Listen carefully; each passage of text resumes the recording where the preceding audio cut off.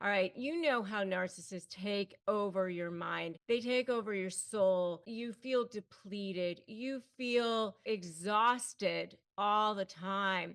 That's why they're called energy vampires. Before I even knew the term energy vampire, I used to say like a leech. They're like a parasite. They attach themselves to you like as if you're a host. That you become that narcissistic supply to them. And they take over your mind. And, you wake up in the middle of the night, you're thinking about it. You wake up in the morning, you're thinking about it. You're brushing your teeth, you're thinking about it. You're walking the dog, you're thinking about it. You're washing the dishes, you're thinking about it. And how do they do that? How do narcissists take over your mind? They do that because they start off with this love bombing and they come off so charming and so charismatic and so personable. And they make you feel like you were the most amazing, incredible human that they ever met. And they mirror you. They use these mirroring techniques to make you feel like, wow, you met this soulmate. And you basically feel like, oh my gosh, wow, where has this person been all my life? They read you, they read your body language, they read everything about you. They're excellent at reading people. And so they become this perfect person for you. During this idealization phase, they completely sweep you off your feet, and it's intoxicating. They totally rock your world. And I'm telling you, this is business or personal. I had a narcissistic business partner, and they flood you with everything at the beginning. And so it takes over every single one of your senses. And so here's the thing, you also were, wounded. You were an empath and you had dealt with your own traumas. And you also felt like, oh my gosh, this person sees everything about me. They can love me and I can save them. I can help them. And so there was this symbiotic relationship that made you believe that there was something that brought you together. All of this happens at the beginning of the relationship. And then what happens is they lock you in almost right away. They want to get you to whatever the next step is right away and lock you in, whether it's business or personal. Let's meet the family. Let's get married. Let's move in together. Let's be business partners, whatever it is. And then once you're locked in, or they get your feelings locked up and they get you attached to them, now the cold. Now it's devalue. Now it's ghosting. Now it's, I'm not texting you back right away. Now it's devaluing. And now they start using those tactics, gaslighting, word salad. I didn't say that. That didn't happen that way. What are you talking about? This circular conversation. And I have videos on all of these things, word salad, gaslighting. You definitely want to check out my videos on all of these things. If you haven't seen these things, if you're not familiar with these terms, definitely check out my videos on these things. And there are studies that have been done on these things. Robert Sapolsky has done these studies on these things. He was a Stanford University professor who had done these studies on monkeys and the dopamine effects on your brain, on the hot and cold and the hot and cold, and how you actually become physiologically addicted to people because you're just the anticipation that they might give you that hit of love bombing. And so you become physiologically addicted to them. And that's how they start to take over your mind, because you might get that hit of love bombing again because they future fake you. Oh, you're right. I should have done this, or next time I will. And I promise you it's going to be better. And you'll see. And back to the love bombing, because they draw you back in.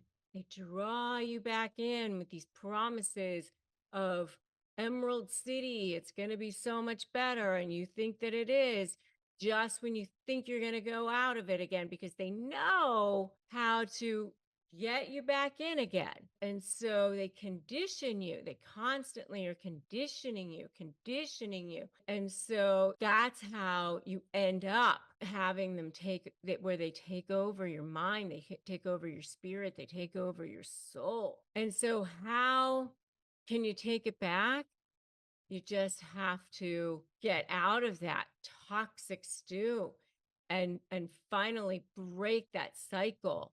And there's a fantastic saying that's, go where you're celebrated, not where you're tolerated. Go where you're celebrated all the time, and start to just put boundaries in place and leave them in place and make them strict and say, I'm not doing this anymore. I'm not going to be in this toxic cycle anymore. I'm going to stop this conditioning.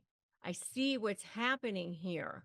So you stop, you start to pivot, you start to turn around, and you start to shift that dynamic. You start to reteach them how to treat you by putting boundaries into place and by starting to have less contact with them, briefer amounts of time, briefer amounts of contact with them, and start reinforcing the behavior that you want by saying, I'm not allowing you to disrespect me anymore. I'm not allowing you to speak to me like that. And I'll have a conversation with you when you can speak to me in a respectful manner, or things like that. Start to show it in your body language by just reinforcing that you're not going to allow that. And by reading their body language too, by the way, which I do have a whole video on that as well. But here's the thing. You have to look at the wiring in your brain and start rewiring the programming in your brain. Understand that it's your side of the fence that's going to have to get rewired. You're not changing what's going on the side of the fence of that narcissist. They will not be changed. As soon as you can understand that, things will get so much better for you, because they will not change. You are the one that's going to have to change, and your response to them. The faster that you can understand that they're not regular, reasonable people, and they're not going to act like regular, reasonable people, because they're not regular, reasonable people. And so don't expect them to act like regular, reasonable people. And the faster that you can understand that, the faster that you can help yourself and protect yourself. And so just start to work on your side of the fence, start taking care of yourself, start protecting yourself. I have a whole video on self-care. Definitely start with the self-care, start pivoting, understand that you deserve so much more. You're probably way smarter than you think. I know that you are. And the fact that you're here, the fact that you discovered these videos means that the shift is starting to take place. That is amazing. Give yourself a whole lot more credit than you probably have so far. You deserve so much more than you have so far. And understand that you are enough. You are enough. So start to see those open doors. Start to feel that power inside of you. What I want you to do right now is I want you to write in the comments, I am enough. I am enough. Just start to feel that right now. Start to feel that power right now, and start to understand that you just have to rewire your side of the brain.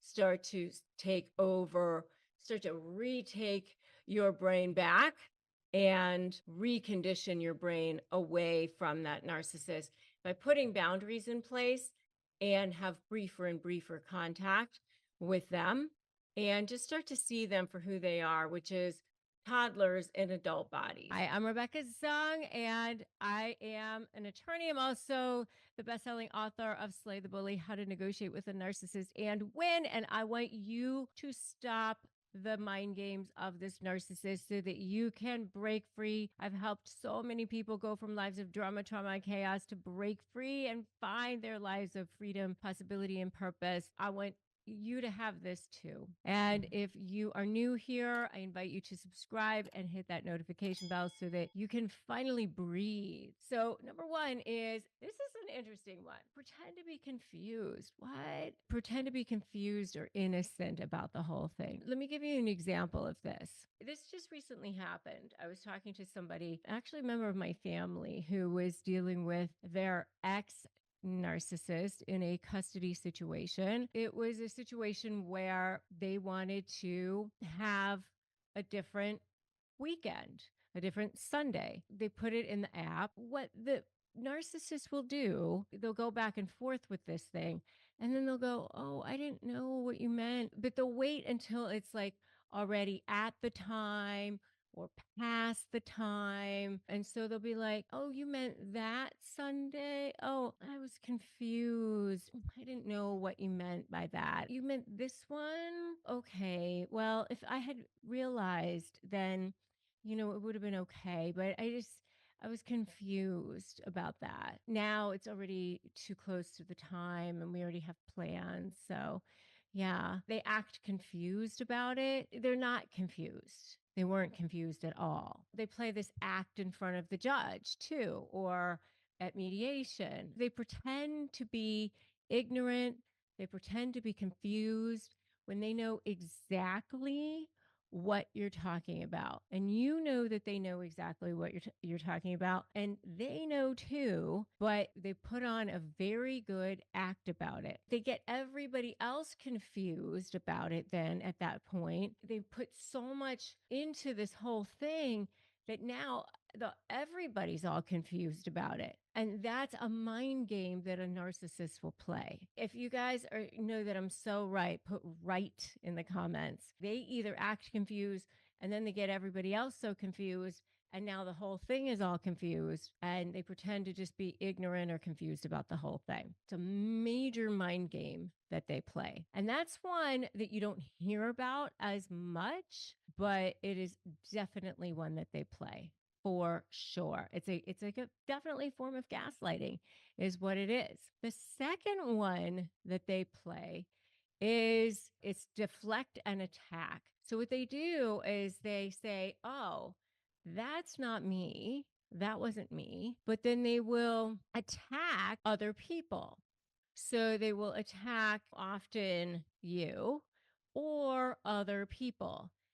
It wasn't me. And I say it's like the little redhead, not I, not I. It was not me, but it was definitely Jim in accounting, or when I was had my law firm, it was always that the client didn't do what they were supposed to do and get their stuff in on time is what my employees would say to me, or it was somebody else didn't do what they were supposed to do, or it was some kind of something with one of the machines. Who knows? They had something going on at home, but if one of my employees wasn't doing something that they were supposed to do, it was always something else. They attack other things, right? So that's that. The next one is denial. They just straight up and deny. And then usually the denial will come with, like, so they're denying whatever it is. They lie about, I was supposed to do something or wasn't supposed to do something. And then they just again attack. They're being accused of something, and it's, instead of deflecting, it's a straight up denial.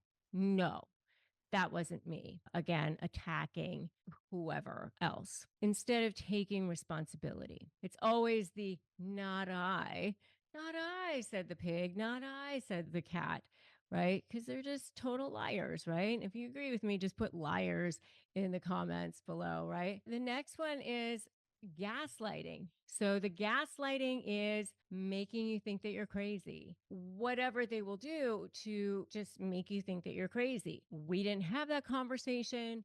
That never happened. It didn't happen that way. It didn't happen the way that you think. You're making too much of this. Whatever they need to do to make you think that you're crazy. You're hearing things, you're delusional. All of that is a form of gaslighting.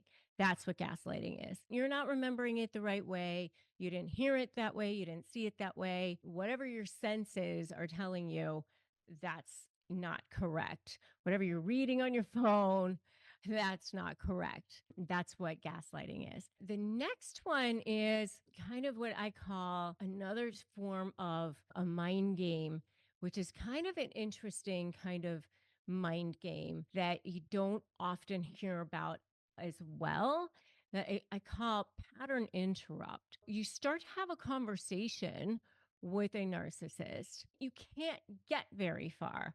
And this is a really interesting type of problem with a narcissist. Start to try to tell them something, like something that you want to talk to them about.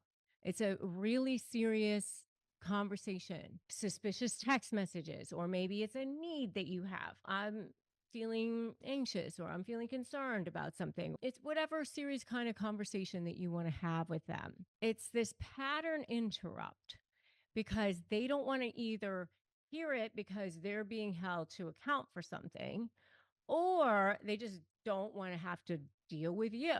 They don't want to have to deal with your needs. They don't want to have the conversation right now because they're not interested. They don't have to deal with having empathy or whatever. It's a kind of a form of projection and deflection in a way, but it's a different thing. It's more like, why are you bringing that up now? Or it's, why are you talking so loudly? You interrupted me. Oh, you just literally just attacked me. Why did you have to put it like that? And so, like, you can never quite get to the point of what it is that you want to bring up because they really don't want to hear it, even though they'll say, I want to hear it because of something else. Now you're talking loudly. Now you're interrupting. Why are you bringing that up now? Oh, I do want to hear it. But now you're attacking me. This might not be the best time. Well, you do know that I'm stressed. It's all like sort of this pattern interrupt, and it's all a mind game. If you guys are negotiating with a narcissist in any way, I have a 15-page ebook I highly recommend that you get. Really, really fantastic. You can get it at winmynegotiation.com. So go grab that, winmynegotiation.com. It will help you with that. And don't do this alone. Definitely don't do this alone. Join my free private Facebook group, Narcissist Negotiators with Rebecca Zung. These are the kinds of mind games that narcissists will play for sure. Have you ever met somebody, they started off to be the most charming, charismatic person you've ever met in your life. Then they turned out to be your worst nightmare. And then when you go to negotiate with them, they're a living hell. Well, I developed something called the SLAY method of negotiating with narcissists, and it has helped tens of thousands of people in more than 150 countries win, go from feeling drained and defeated to getting the outcomes they want. And the reason why it works is because I spent more than 20 years studying narcissism as a trial attorney, and now I'm here to help you win too, and also take your suffering and turn it into your superpower. Take your pain and turn it into profit, peace, and purpose as a highly specialized high conflict negotiation coach. If you want to learn how to do it, then just go to RebeccaZung.com/apply and I will show you how. So tell us what your definition is of love bombing. My definition of love bombing is when you meet someone and from the beginning they inundate you with lovely, I love you messages. You're the best thing since sliced bread. I want to spend the rest of my life with you. They text you all the time. They call you all the time. They FaceTime you. They spend a lot of time with you. They buy extravagant gifts for you. They do extravagant gestures for you. And it's like a dream come true. You think it's the best thing ever, but it's all a lie because you'll find out later on when they go through the other processes that narcissists do that It wasn't genuine. It was all a means to their madness to try to control you. And usually it's pretty quick that you find Yes. that out. So It's tell us pretty about quick. that. It's very quick that you find that out because maybe we're talking a month, and at like in the first 2 weeks, everything moved very, very fast. And then that person wanted to come visit me at my house during the pandemic. I let him come here. And then immediately when he left, things changed. It was like night and day. He wasn't calling me as much. He wasn't texting me as much. He wasn't telling me these wonderful things anymore. It was like immediately things changed, and it started the devalue and the discard process of what narcissists do. Okay, so tell us about devalue and discard. Let's go to devalue next. Yeah, so with my set narcissists and all narcissists, because birds of a feather flock together, they all do the same thing. With the devalue process, everything that I did wasn't good enough anymore, or I was becoming worrisome, or I was calling too much, or I was needy. Whereas I just talked to you last week all day for 7 hours, but now you don't have time for me, or you're working all the time. Whereas before you had all the time in the world to call me. You call me all day, all night. We would be on the phone all day, all night, but everything changed now. So I wasn't good enough. I don't really think he would say that I would have issues, that I had unresolved issues like with my parents, and just tried to downplay me or make me think that I wasn't good enough all of a sudden, where before I was his princess, his queen, and saying, different terms of endearment like that. And it immediately changed. Right. And then how is it that narcissists get people to then stay in their world because they devalue right away, and all of a sudden you're needy, they're lying, they're ghosting you, they're not showing up. Why wouldn't people just immediately go, I don't need this? How do people get that? How do narcissists get people to stay there? How do they get, well, for me, and just in general, in that love bombing stage, that is very addicting. It's like it's synonymous to you being addicted to crack or addicted to heroin, where you're on a drug, you're in a euphoric feeling, so you always want to feel that feeling. And as soon as you say something, because that happened when I was going through the devalue stage, in the discard stage, where I saw something wasn't right and things weren't adding up.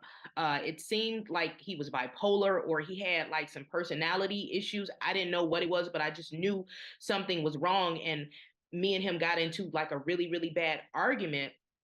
And he was yelling at me at the top of his lungs. He was just really acting like Dr. Jekyll, Mr. Hyde. And I said, this is too much for me. I wish you nothing but the best. God bless you. Good luck. And at that time, I'm like, I'm about to move on because something is wrong here. And that's immediately that night, he started to gaslight me and love bomb me again. And so, because you already had that initial euphoric love bombing period where you're already bonded with this person or trauma bonded with them, when they're saying these things again, because you're a natural empath and you're believing what they're saying to you because you tell the truth, you would think someone else would tell the truth. So you get sucked back into it. And then it starts over and over again, and they keep it going. So, like, I remember vividly being on the phone, like, am I in the Twilight Zone? Why is this person saying all these things to me? And now he's calling me at 2 o'clock in the morning saying, oh, you're going to leave me? You're going to make me get another woman? I thought you said you love me. I thought you said you want to spend the rest of You just called me everything but a child of God 3 hours ago, sir. What is going on here? And so I didn't know anything about narcissism. I didn't know this is what people do. So I didn't know. Right. They know how to manipulate you. They know exactly what to say, Mhm, mhm. right? And Yes, they future fake you, yes, and they yes, say exactly what they know you want to hear so absolutely, that you'll stay. absolutely, And it's and it this worked. rubber band thing, like they Mm, push you to the edge and then they snap you back in, right? yes, and this happened to me at least 30 times. Where we would get in an argument, or I would try to leave him alone. And I still didn't know he was a narcissist. Still didn't know. And he, like you just said, the pushing and the pulling and the devaluing and the discarding and then the gaslighting, it was total BS the whole time. It's like, if you say you want to do something, if you want to be with me, then be with me. The next stage that happened was he was coming. I wanted you to explain that, because I want people to understand, people who aren't in relationships with narcissists, to understand, well, why don't people just leave? If they're treating you badly, Yeah. why don't you just leave? And because a lot of people, I think that. And I want you to explain, it's just so not that easy. And and I think it's really important that you explain why it's not so easy to just go, yeah, I'm just going to be out of here, you know? It's not easy, because I would talk to my mother about it, and she wouldn't understand. Just, why can't you just let it go? Why can't you just leave him alone? And you if it was a regular relationship, that's exactly what would that's what you would do in a regular relationship. But this is not a regular relationship. This is something that I feel is very demonic, very toxic. And anytime you try to leave, their sole mission is to control you, to use you for their narcissistic supply, because they're empty and soulless on the inside. So they don't want you to leave because they're sucking all your goodness away from you.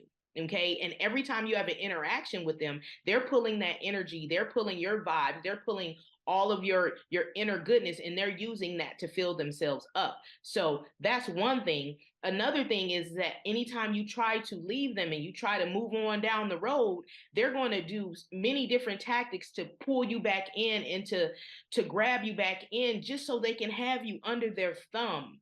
It's the sickest thing I've ever encountered, because I literally can tell you, I'm like, why won't this person just leave me alone?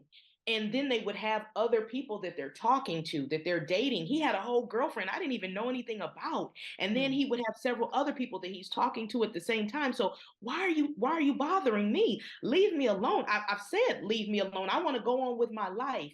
Every time I try to go on with my life, he's pulling me back in. I love you. Don't leave me.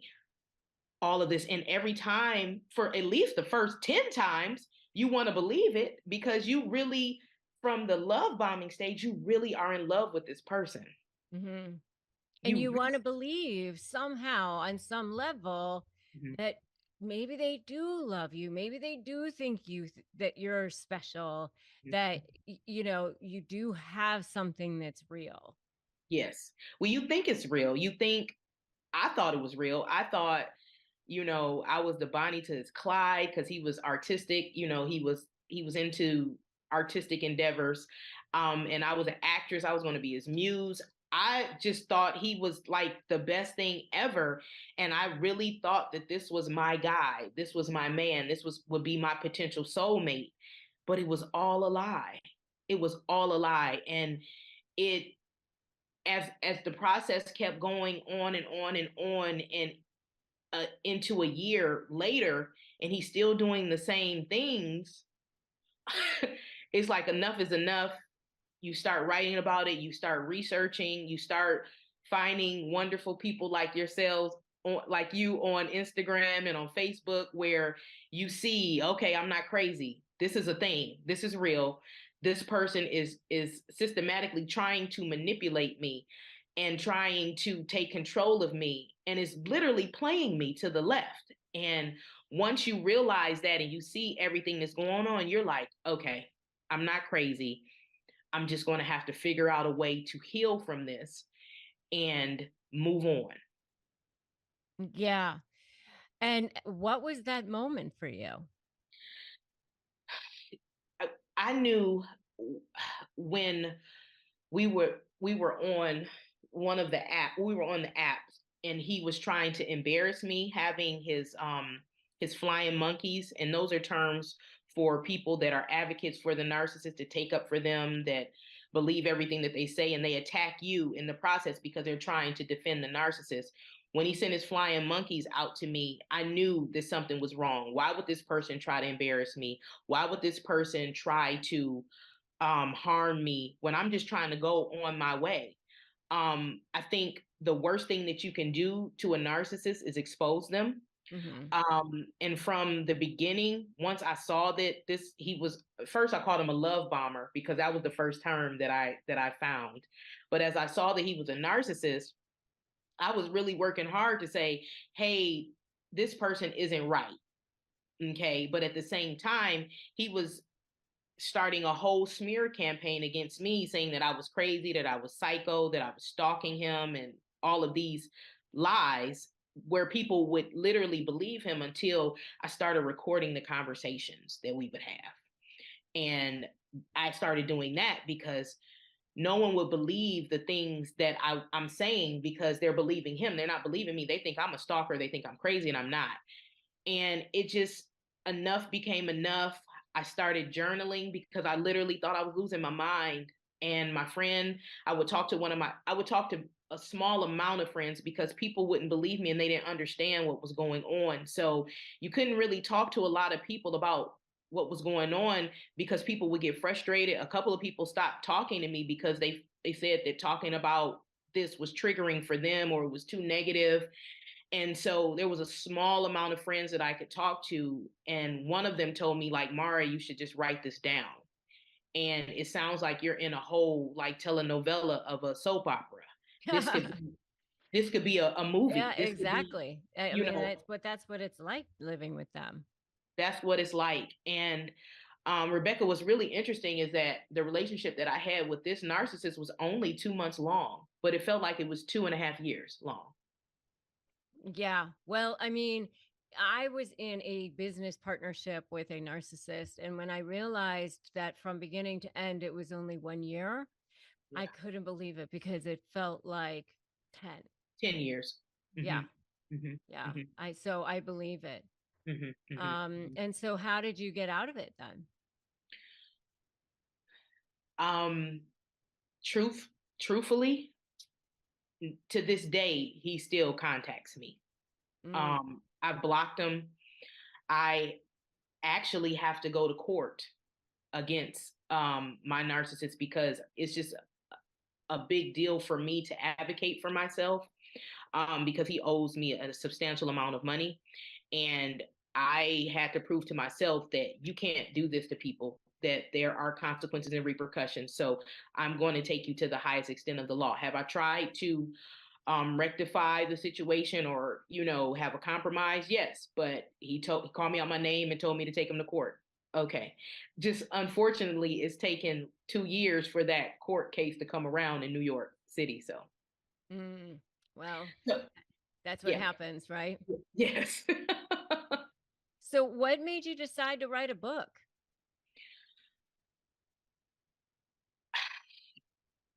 I started to write the book because it was the only thing that I could do that made me feel better, to take a stance.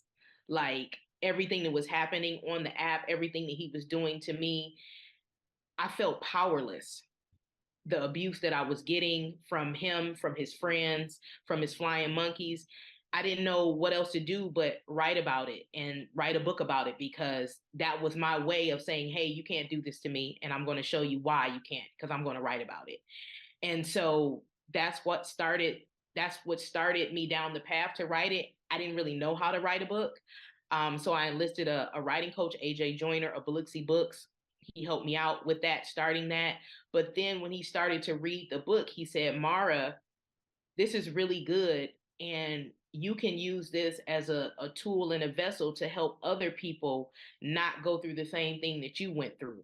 So that's when I started adding all of the narcissistic terms to it, where at first it was just based off of what happened off of my experiences. But then I added things to it. I added a lot of fictional elements. I'm an actress, so my mind wanders and it goes way to the left. So I started adding bits and pieces from other encounters with narcissists into the book as well. Mm. And why did you decide to write a book about narcissism instead of acting? That's a good question. There are so many acting books out there, and I think we are flooded with acting this, acting that, entertainment this, entertainment that. Um, I never knew about love bombing. I never knew about narcissism. I felt like it was an untapped genre, or and people don't know about it, and they do know about it but they don't talk about it, especially in the African American community. A lot of times we'll just gloss over it, like, oh, that's just Tyrone, he's mannish, or his mama didn't raise him right, this is. And so we flip it under the rug and we don't really talk about it. But I really felt that it was important to have it come from a perspective from someone like me, that you would think has everything together but still would be a victim to this type of abuse. Yeah. And one of the things that I like to do is I like to get people to actually verbalize how they felt when they were at their lowest, because I think it's important for people to feel what other people were feeling, and actually understand that it's not just them. So when you were at your lowest, can you verbalize some of the things that you were feeling? Because you just used the word powerless, and I think when people hear that that's how you felt, people are going to go, oh yeah, I felt that way too. So Yeah. can you just verbalize some of the other words like that you felt at your lowest? Powerless. I felt like I was possessed under a demonic spell of this person, where all I could think about was them, and why they didn't love me and why they would do this to me. I felt uh, I felt black, a black hole of deceit and deception, and I felt sorrow, I felt pain, I felt misery. I I wouldn't wish. I felt powerless. I felt hopeless. I felt like this would never end. I felt like literally I was about to die. Mm, yeah, that's just so. Thank you for being willing to be so vulnerable and Yeah. sharing that. I mean, it takes a lot of courage to come out and talk about that and share that. So I really appreciate you being willing to do that, because I think it takes a lot of courage to do that. I mean, I know for me, I didn't want to talk about it for the longest time, because I'm over here going, I'm supposed to be strong, I'm supposed to be powerful, I'm supposed to be this badass attorney, but I felt like it was in sharing my story like that it helped a lot of people, Right. because for me it was like I was I would wake up in the middle of the night, I'm thinking about it. I would wake up in the morning, I'm thinking about it. As I'm waking, brushing my teeth, I'm thinking about it. I'm walking the dog, I'm thinking about it. It's like you just like it takes over your thoughts. All of You your thoughts. literally all the time. You just you become obsessed, Yes. obsessed. Yes. You know, Obsessed to the point of a ritual of following what he's doing on social media. If he was on the live streaming app, watching his every move, watching his girlfriend, watching the other girls that he's dating, seeing what they're doing, seeing if they're saying anything. I mean, because you feel like they're out to get you. they're out to get you, and then because the empath in you want to help the other person that's involved with him, let them know, hey, abort, get away from him. He's not. Yeah, I mean, like, oh my God. Mhm. So, do you feel like you've healed now? I am probably like at 80%. I'd say 75%. I'm a lot better. I still have a long way to go. I'm in therapy. I This has been therapeutic, just talking on different platforms and being on Instagram, and just the community that we have, the narcissism community, and just how much me telling this story is helping other people, and the things that they're writing is so needed, like, because people just don't have an outlet as to why this is happening or how they can get out of it. And I know that I am making an impact, and that's all I wanted to do. Yeah. Mhm. And what do you hope that readers take away from your book? I hope that readers will see the signs of a narcissist from reading my book. Like they can recollect and say, oh, that's what happened in Mara's book to Heather.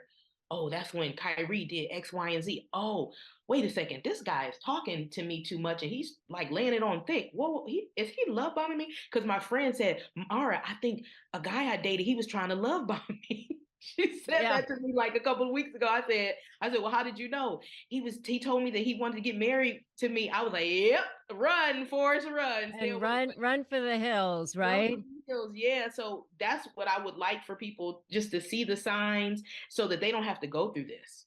Yeah. And Mm-hmm. protect themselves. Mm-hmm. Protect themselves and protect their family and their friends, just to bring more awareness to it, so people are cognizant of because there's a lot of selfish people out here. So there's a difference between someone being selfish and someone that being self-absorbed and being a narcissist. It seems like every celebrity has access to GLP-1s these days, but what about the rest of us? Now you don't need to be rich or famous to access personalized, tailored weight loss solutions just for you. Through Hers, you can take control of your health. Hers is changing women's healthcare by providing access to holistic weight loss solutions, including GLP-1 treatments with the same active ingredients as Ozempic and Wegovy, oral medication kits, and more. You'll connect with a medical provider who will develop a plan based on your needs. And if prescribed, your medication is included as part of a doctor-designed weight loss program, complete with ongoing care, online support, all at no additional cost. Plans start at just $199 a month with a 12-month subscription, paid up front, and your treatment ships directly to your door.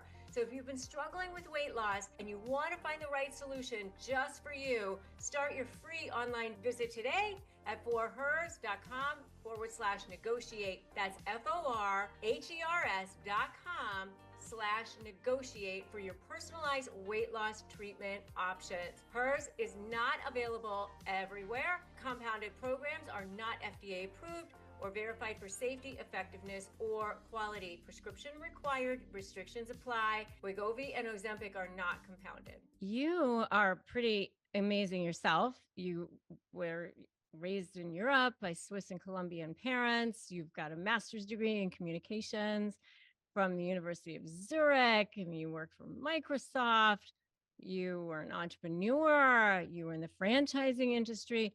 I think this is important for people to know, because I say this all the time, that narcissists don't attach themselves to you because you have so little value.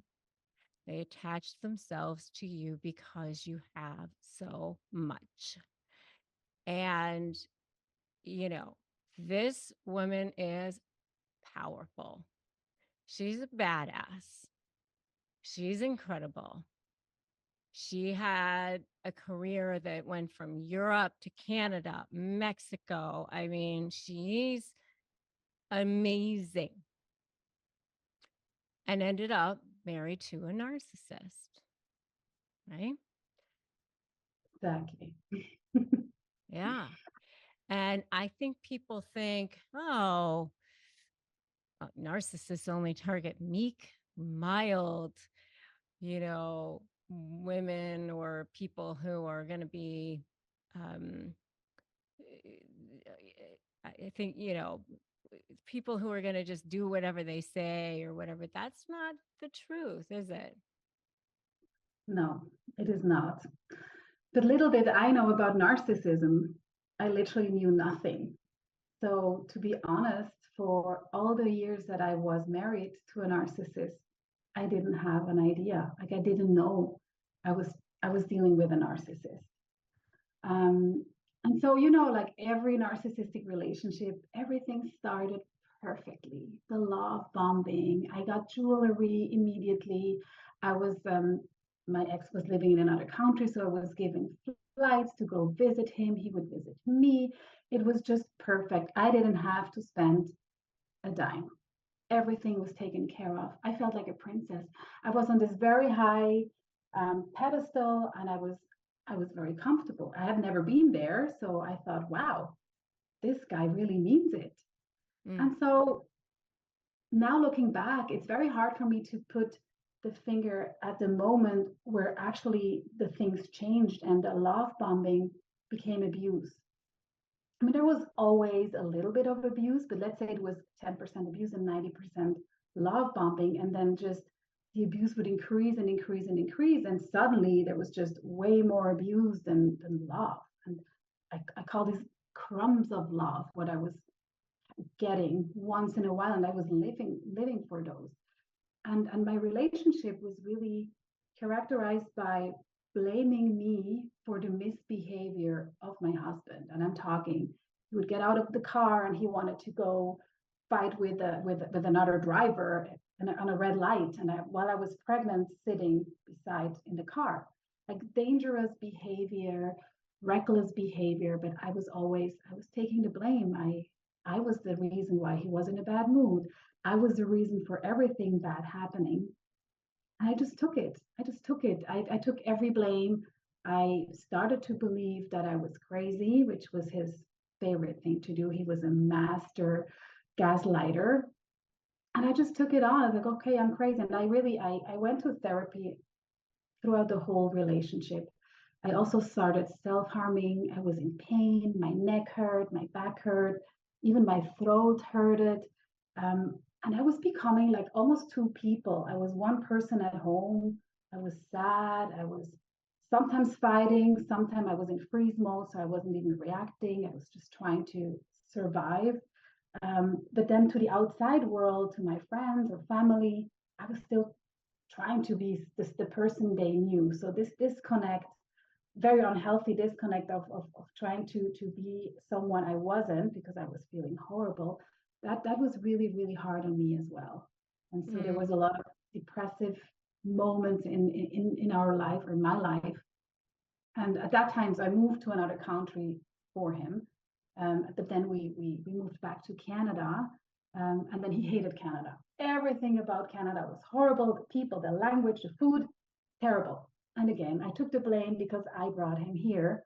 And so the relation went on. We had a first child, a second child, and things just went downhill, downhill, downhill, downhill. But again, I did not know I was dealing with a narcissist. I was just a master in taking on the whole blame. And I didn't know. So thank you for being so willing to share and being so willing to be open, first of all. You were going to help so many people by doing this. Second of all, I want to take you back because I think it's going to help people if we go back, because there are so many people who are going to be listening to this who are where you were. And so I want to go back to that place where, first of all, what kinds of things did he say exactly to get you into, what kinds of words did he use for the love bombing? What kinds of things was he saying during the love bombing stage? I think after about 2 hours of our first date, he told me he feels a connection that he's never felt before, and that he thought we were soulmates. About that's So the second time I saw him, because again I was living somewhere else, so when I came back, the second time I saw him, he asked me if I wanted to be his girlfriend. And instead of thinking that's not normal, I thought, wow, he's so in love with me. And it went on and on. And so he would always pay for everything. And he would tell me that I'm his princess and that I didn't need to do anything, that he would take care of me. Always say, I take care of you. I want to take care of you.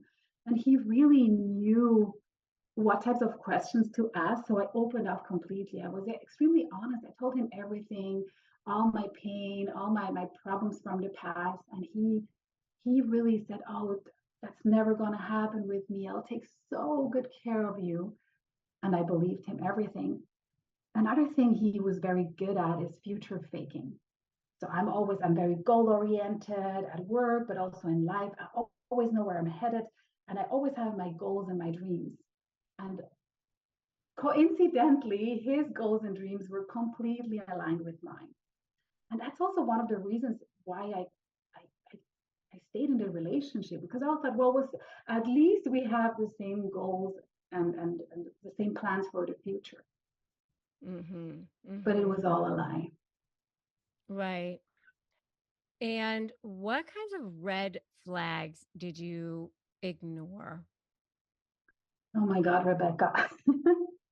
There were so many red flags, but it's also, and now I know they were red flags. Some of them I just didn't know. It was really the lack of knowledge and information that I had at that time. But just the relationship evolved way too quickly.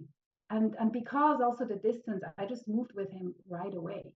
A couple months later, I was pregnant. It's just the pace of the relationship.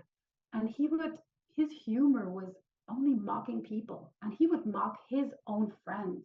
He would mock his coworkers, his bosses. Like everybody around him were idiots, stupid, ugly. And that did bother me, because I'm a very positive person, and I always see the good in people. And he would say that about people that I really loved. And that was very hurtful for me. That was a big one.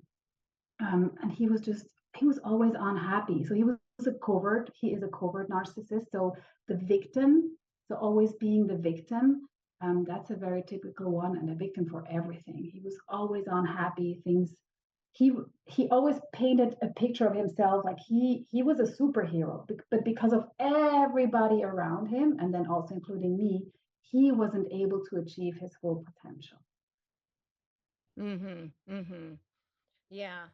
And and then of course that turned to you, right?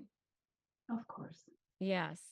And so how did that happen? How did the devaluing start? Um, it's very tough to say exactly that moment, but I think it was around the time I got pregnant the first time.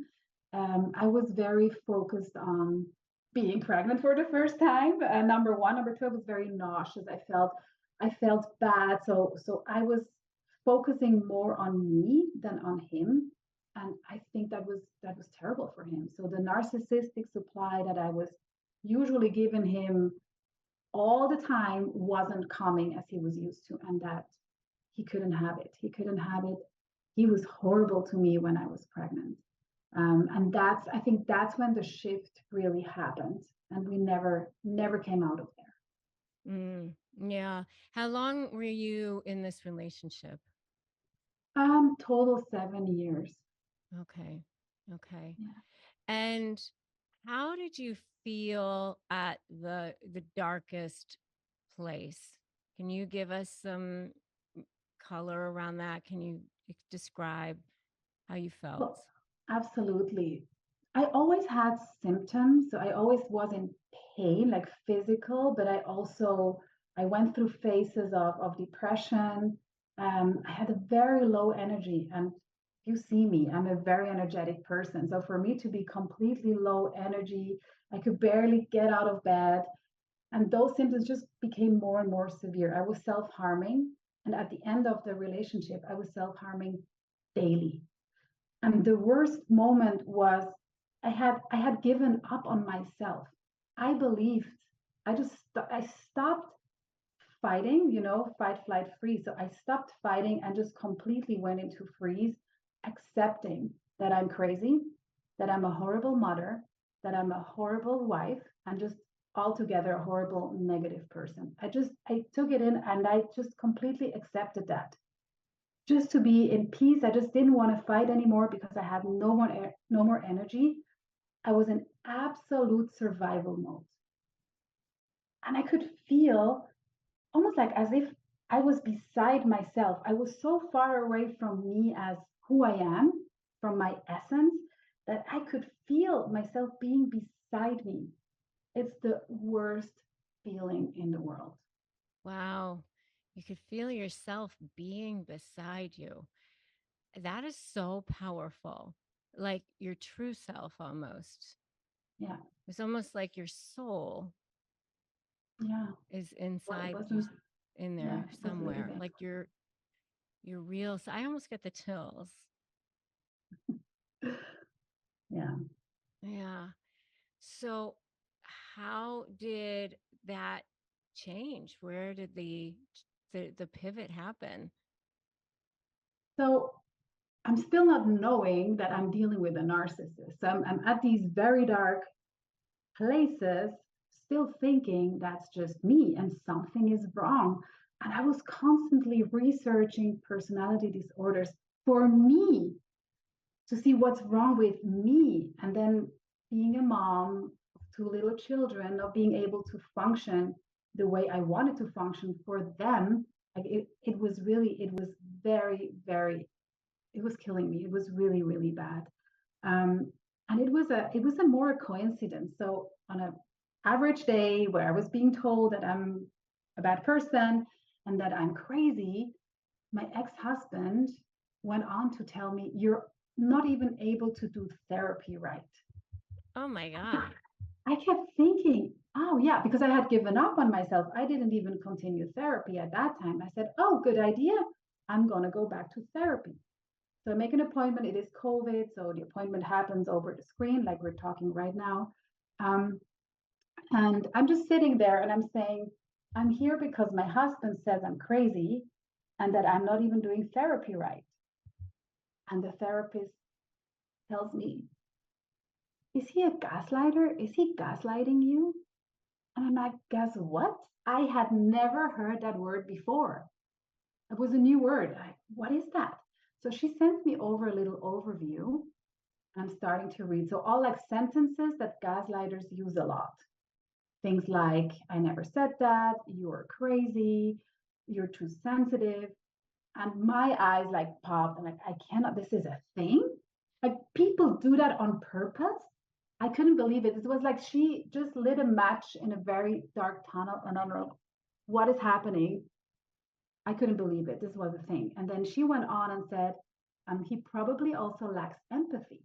Sends me the next overview. And I go through the list again. And I'm like, oh my God, it's him. This is my husband. So I had a lot to I had a lot to chew on. I went home for the next 3 nights because during the day I was still a mom and a wife. But during the nights, for 3 nights, I just researched. So when you Google gaslighting and lack of empathy, guess what comes out? Of course. Narcissism, narcissism, narcissism, narcissism. So I am taking it all in. I'm researching, reading, listening, watching videos. You came up as well, Rebecca. That's when I saw you for the first time. Oh my goodness, all this information. And I'm realizing it wasn't me.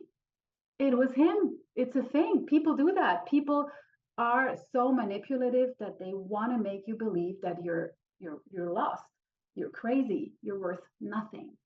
Wow. So yeah, that's when I realized I need to leave. This is it. All right. And so how did you get out?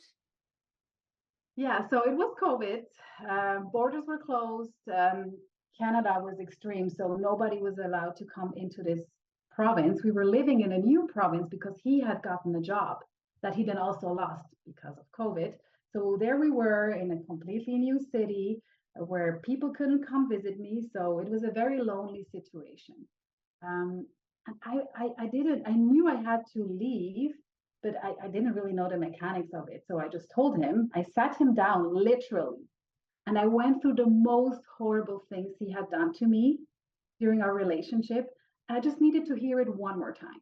And of course, he blamed me as always. It was all my fault, his horrible behavior, all because of me. So we went through all these. And at the end, I just said, I can't be with you. I cannot be with a person who thinks like that about me. This is it. He asked me to stay in the apartment because where was he going to go? It was COVID. He was going to look for an apartment. I think he never did.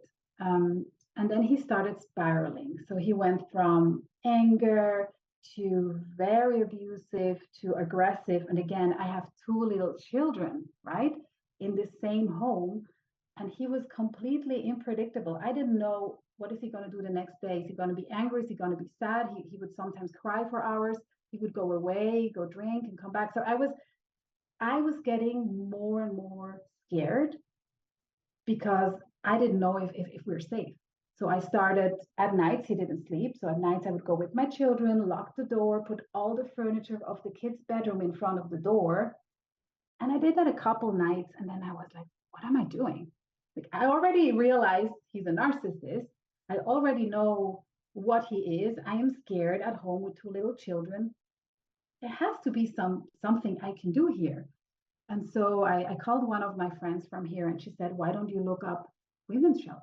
Like, oh, okay.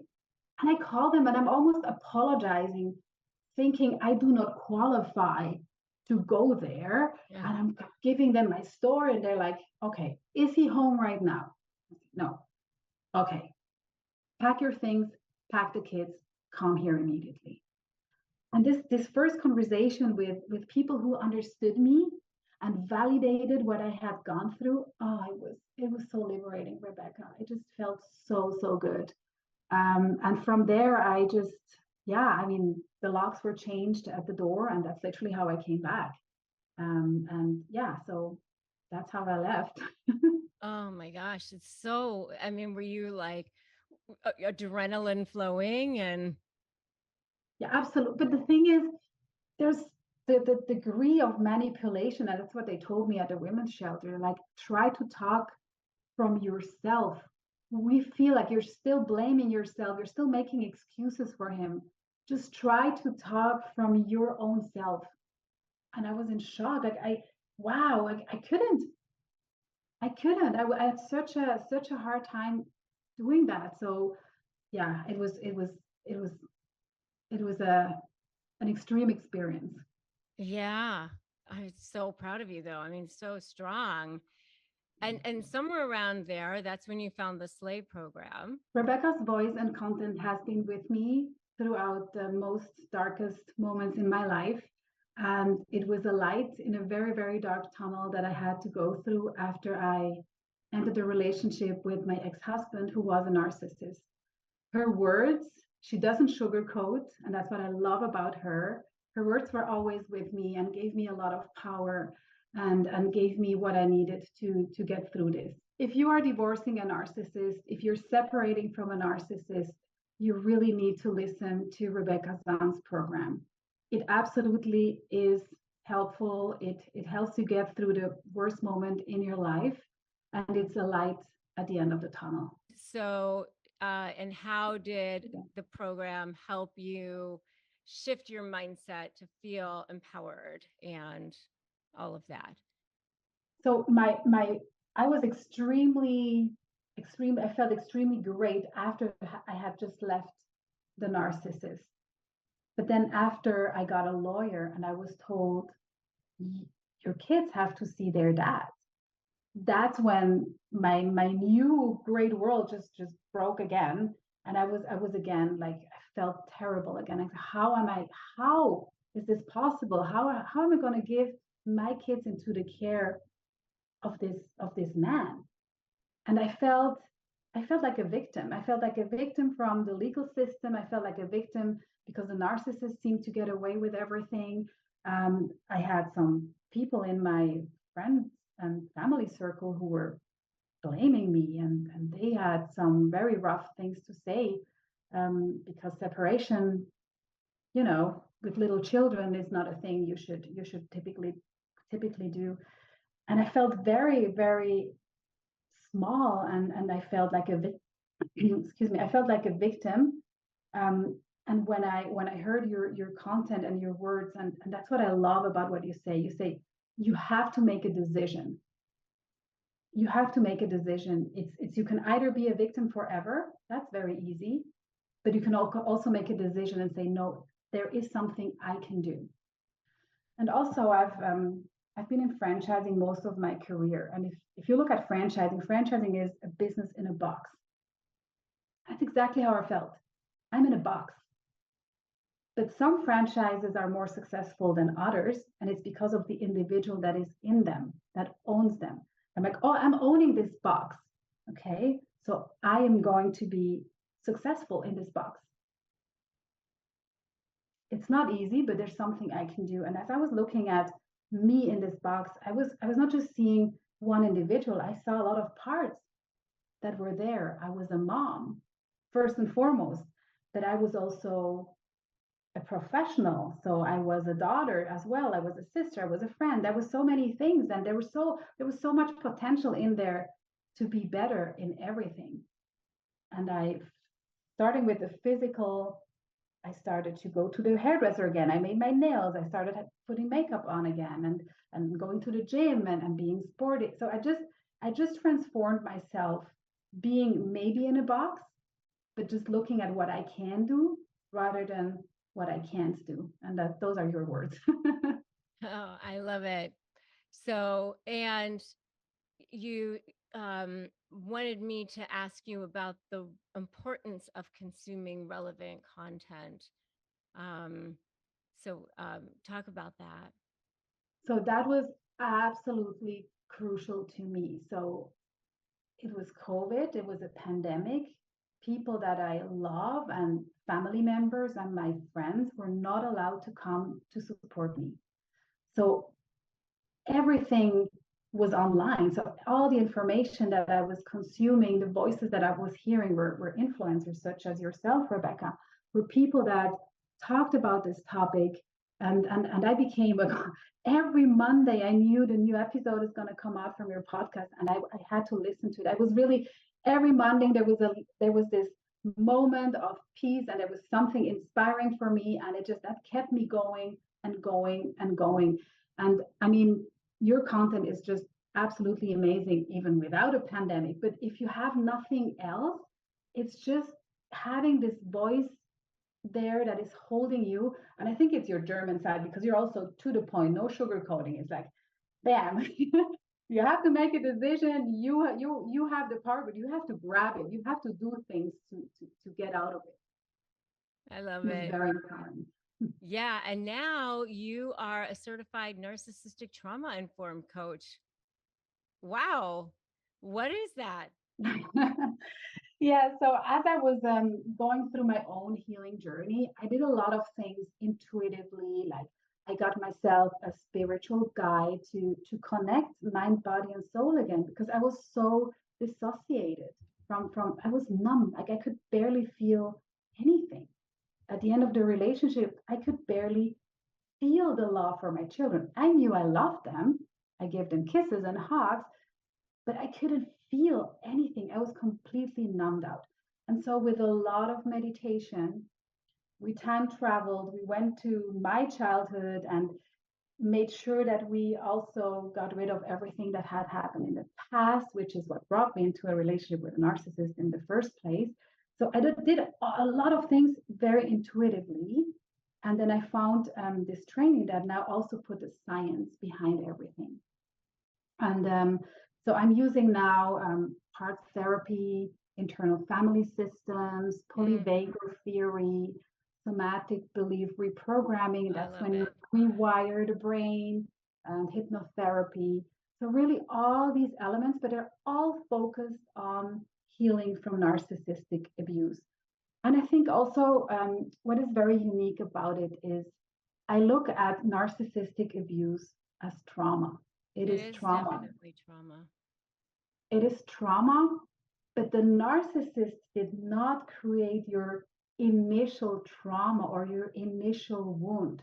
That happened before the narcissist. They're Definitely. just very smart, and they just know how to use it first to lure you in. So the love bombing is based on your core wound, on your false belief about yourself, be it I'm not lovable, or I'm not good enough, or I don't matter. They're gonna take that and soothe that wound and make sure you feel amazing, and then they're gonna use it against you.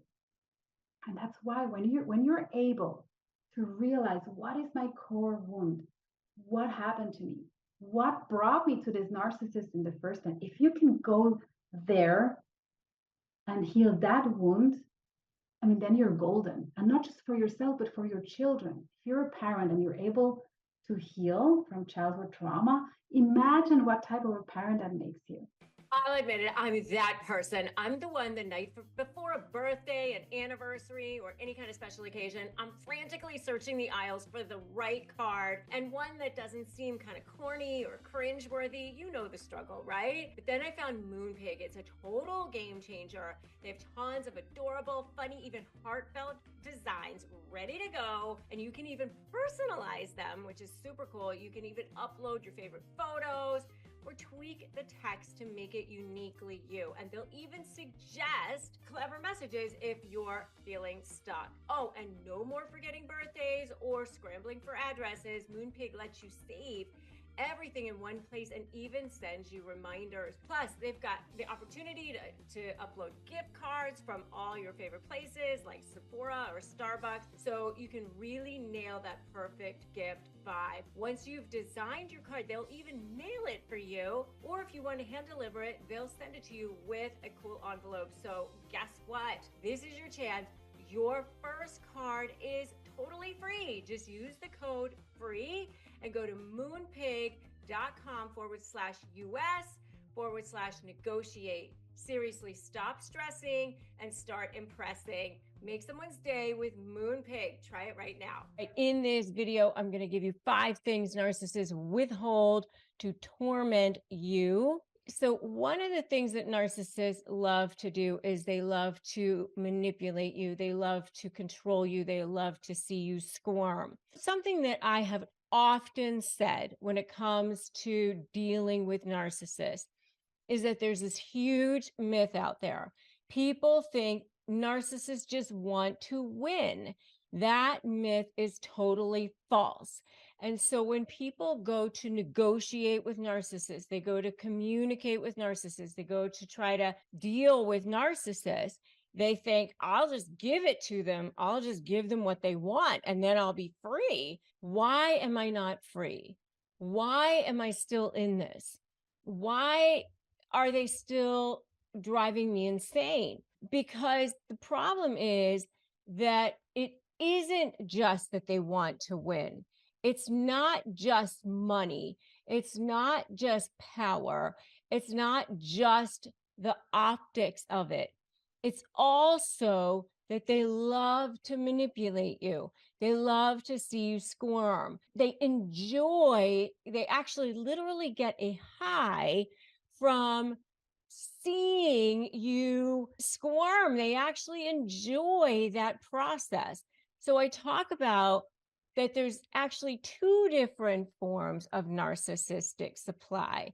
There's actually what I refer to as diamond level supply, which is how they look to the world. It's what they will protect and defend at any cost.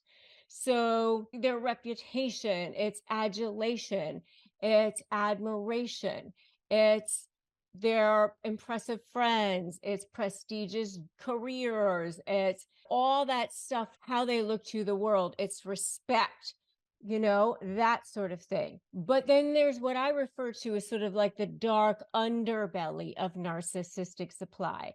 And this is what they don't necessarily always show to the world, but what they really kind of show to their supply source, the people around them, the people closest to them, the people that they're controlling, the people that they're manipulating. And this is what I refer to as coal level supply. So diamond and coal.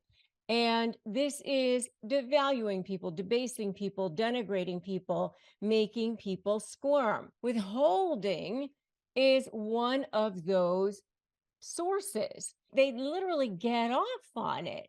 It literally gives them a high. And I kind of liken it as to like that kid who is taking a pin to an earthworm. I kind of picture like that kid in the woods when kind of growing up by the creek, who literally enjoys watching the earthworm kind of squirm or whatever and see what happens. It's almost like an experiment or something. They got, oh wow, look at that, look at that. They literally don't think about the fact that the earthworm might be feeling that or might be having feelings about it or whatever. They don't see that. They don't see what's happening on the other side of it. They're just enjoying the process of watching you squirm and be tormented, and they're getting a rise out of you because they know then that they still have power over you, that they still have control over you, that you are still in their dominion in some way, that they still have reign over you, that you are still tied to them in some way. And so they withhold things to torment you.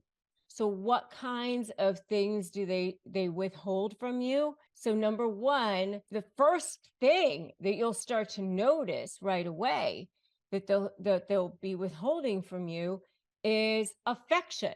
And why is this one of the first things that you'll notice? Well, because one of the first things that they give to you in such a massive, huge way is affection.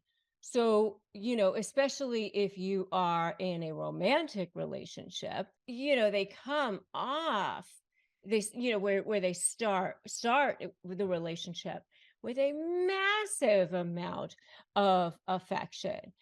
It's almost overpowering. The intensity is insane. So, you start off with almost you can't breathe, sweep you off your feet amounts of affection. And you think that you've met your soulmate, and they make you feel like you're the most incredible human being on the planet, and they can't get enough of you. You're just getting text messages and emails, and they're talking to you all the time. And they're telling you how you're just the most incredible person that they've ever met. And it's on and on and on. And they just they're breathing you in. It's just constant amounts of affection at the beginning. You're planning the rest of your life together and the whole thing. And really, honestly, it's the same way in a business situation too. It's just not the same type of affection, in a business situation, because, I know because I had a business partner who was a narcissist, a covert narcissist. They don't come on with the whole, you're so beautiful, you're amazing, or, whatever. But they start off by saying, wow, you're so smart, you're incredible, you have amazing business contacts, I love all your background, I can bring all this to you. They love bomb you in different ways. But then what they do is once they lock you in, once they get you to that next level, that withholding comes right away in the form of ghosting. That happens almost immediately. So right away, as soon as they lock you in, all of a sudden you can't get a hold of them. Text messages stop for an entire day or 2 days or whatever. And now when you question them about it, all of a sudden you're needy. All of a sudden you're a hanger-on. All of a sudden you are, what is your problem? I'm working. I had things to do. They turn on you as if you're the crazy one for even expecting them to be responsive. I've got other things to do other than you, so that withholding of affection starts almost immediately. Almost immediately, they're not telling you all of those wonderful things that they were saying about you from the beginning. They're not giving you the compliments. They're not touching you as much as they used to. They're not kissing you back. All of those things almost immediately stop right from the beginning. So I'm not even talking just about communication. I'm talking about all forms of affection.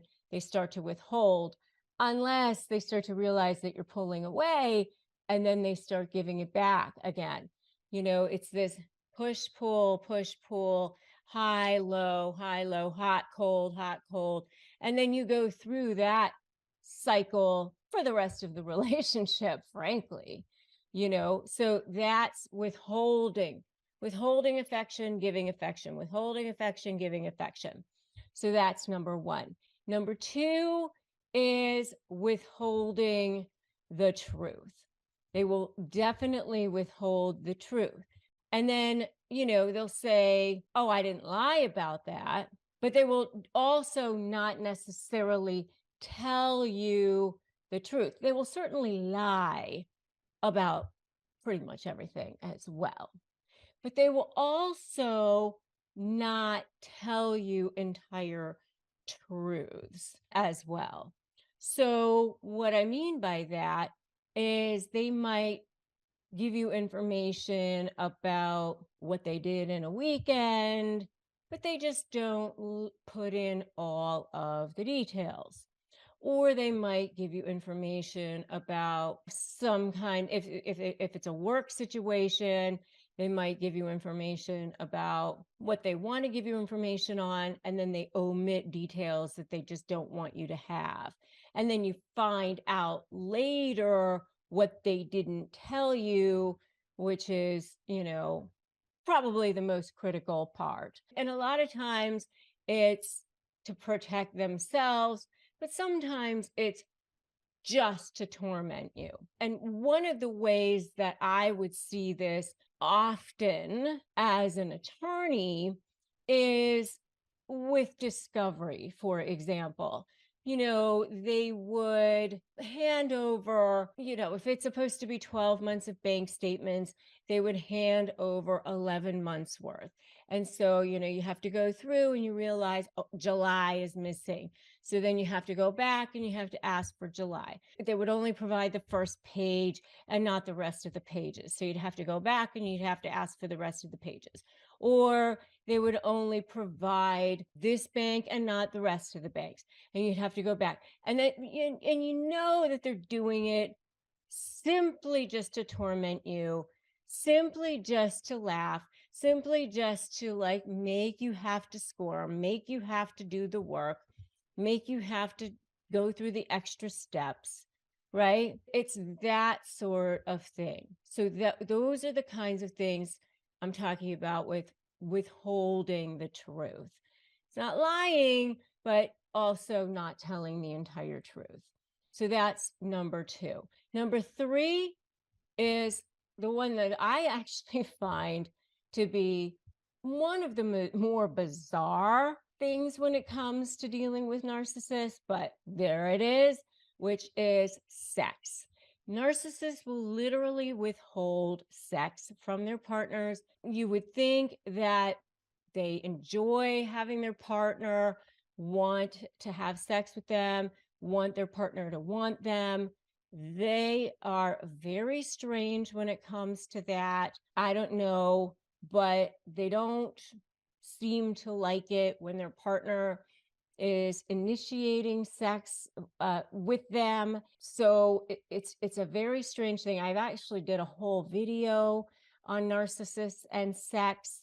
It's definitely a control issue. Even men, they don't like their females to be initiating sex with them. And, they don't like kissing. They don't like that intimacy. They withhold sex to torment their partners, to torment you. And let me just tell you, you deserve better. I think a lot of times empaths, there was a lot of trauma in our backgrounds as well as empaths. And because of that, we feel like we only deserve a certain amount of affection, or we only got used to a certain amount of affection in our lives. And, it's hard because you become trauma bonded to a certain person. And this hot cold thing is part of the way you become trauma bonded as well. And so it's a very difficult thing, this whole sexual thing. You deserve better. You also need to get psychological help and support from others around you. But let me just ask you to right now put in the comments, I deserve better. I deserve better, because you do. You deserve better. All of us deserve to live our best lives. We deserve to live life to the highest intention that God intended for our souls, which is amazing. And it is not to be squashed. It is not to be made small. And nobody deserves that. And people treat people in a way that is commensurate with the way they feel about themselves. So if people are treating you poorly, it is because they feel poorly about themselves inside. It has nothing to do with you. So you cannot take it personally. And sex is one of those things it's hard not to take personally because you feel like, oh my God, I must not be attractive or whatever. But I want you to know it has nothing to do with you personally. Okay. So I just want you to say, I deserve better in the comments right now. And if you need additional support, I have a free private Facebook group. Please join that, Narcissist Negotiators with Rebecca Zung. And I do also have a partnership with an online counseling service, BetterHelp. Please, if you don't have access to counseling, go to betterhelp.com/Rebecca Zung. We get commissions from it. It doesn't cost you any extra. We just want you to have access to the help and support that you need. Number 4, the next thing that narcissists do is they withhold genuine praise. You know, they may say good things at the beginning to love bomb you. They may also say good things in public to make themselves look good about you, but in private, no. And also, you know, especially with covert narcissists, there's always sort of that underlying competitiveness, that underlying jealousy, you know, and even with grandiose narcissists as well. And so, you know that there's always sort of like they're not feeling good about you. You know, they may say, "Hey, you look great, you look beautiful," or whatever, but there's always sort of this agenda. Remember, everything they do is a manipulation. Keep that in mind and remember that. They withhold genuine praise. They're jealous. They're jealous of you. So that's number 4. Number 5, and by the way, if you're being subjected to any kind of narcissistic rage, you know, if they get upset, I do have key phrases for disarming narcissists. You can go to disarmthenarc.com and get those. Disarmthenarc.com and get the key phrases for disarming narcissists. So that's that. Number 5 is obvious, very obvious. One of the major things that narcissists withhold is resources, money, information, you know, social, emotional, informational, financial, you know, any kind of resources that they think that you're going to need, then they will withhold that. You know, whatever it is that they think that you want or you need, they don't want you to have access to it. They will withhold that from you, especially in negotiations, especially when things are breaking down, because, you know, narcissists are either for you or against you. If things are breaking down, if you're going into that discard phase, then they think that you are against them, and then you become public enemy number 1. All right. And so that's when they're going to go after you, and they're going to go after anything that they think that you want. What happens when that narcissist realizes that life just absolutely sucks without you? Ugh,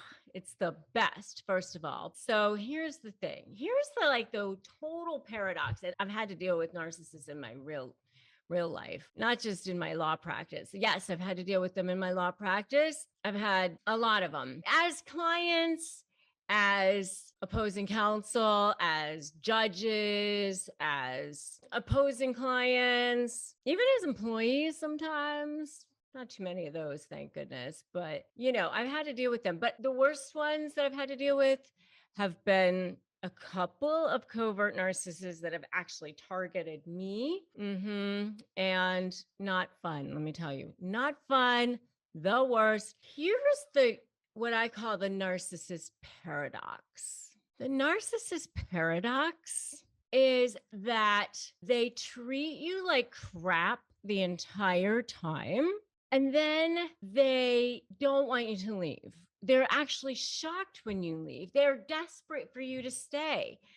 But you want to run the hell out of there like your hair is on fire. Like you are running the hell away like your body is on fire. Like you want to get the hell out of there. But they are like, oh my God, you're leaving? What? Like they don't want you to go. But yet, the whole time you were there, they actually kind of gave you the impression like life sucked with you.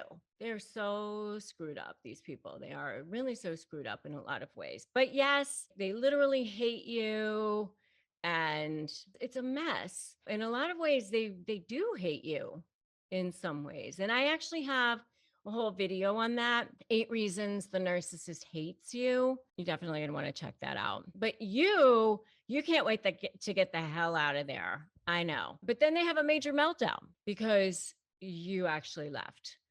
And why do they have a major meltdown that you left? Not because they miss you. They're going to say it's because they miss you. They miss the oxygen source that you are, the food source that you are. They miss the supply that you are. Okay. They miss what you bring to them, whatever it was that you were bringing to them. It's not good. All right. It's not what you want. You don't want to be missed in that way. They were using you. I can't say it in any nicer way. I mean, the truth of the matter is they were using you for whatever it is they were using you for. And I mean, as a supply source. So yeah, they're desperate. They're desperate to get you back. They're desperate to get whatever supply source back that you were to them because they were using you. So they were using you for money, sex, maybe it was company, maybe it was you loving them in some way, but it was not because of you. They do have a desperate, massive fear of abandonment, and they will go through stages: rage, anger. They definitely took you for granted, and they really did think you would stick around, and they really do see things in black and white, and they really will want to go after you.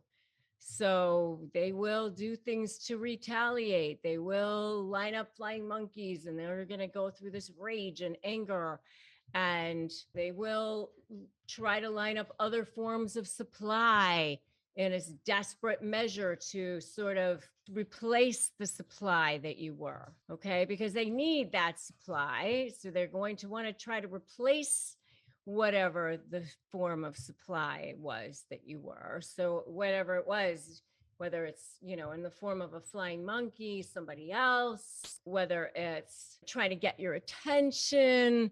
So if you're in a lawsuit situation, they may try to do that.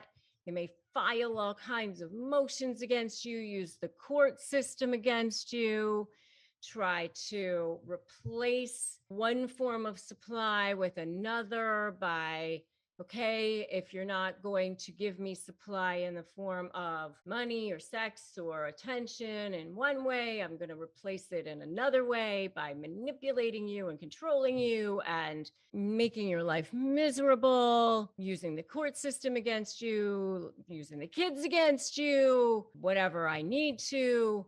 Maybe I'll try to make you feel guilty. Maybe I will love bomb you, flood you. If they realize you're not coming back, then they will start to struggle. They will start to be, come undone. They may really have a crisis of self because they don't have a sense of self. They may start to stalk you.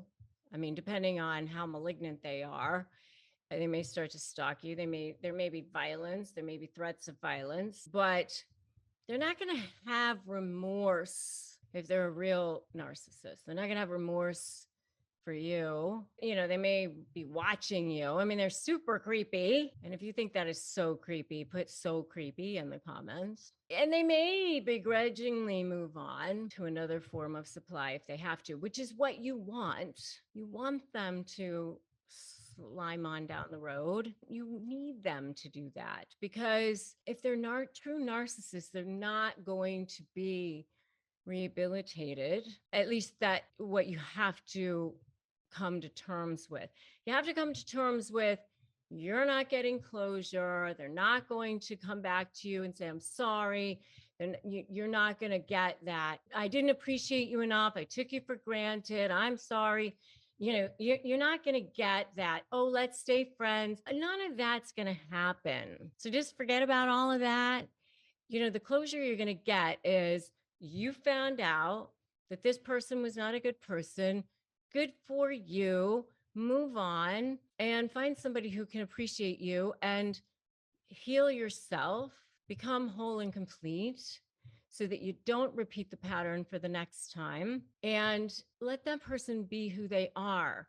Otherwise, you just have to know that they're going to figure out, that they're going to have to get a different form of supply, and they'll probably keep watching you. They'll keep comparing. They'll figure out, oh, is that person, do they have a better form of supply? How are they doing? Am I doing better than they are or not? Because they don't have a sense of self. But you can heal yourself. And the best thing that you can do is move on and forget about them. Hopefully you'll no longer care. They don't have that sense of self. So they'll keep watching and they'll keep comparing and they'll keep stewing. Let them do that. You forget about them. Right? Don't look back. Like that old Boston song, Don't Look Back. Yeah. That's what you want to do. And that's my best advice to you. Seriously, I have done it myself and it is seriously the best.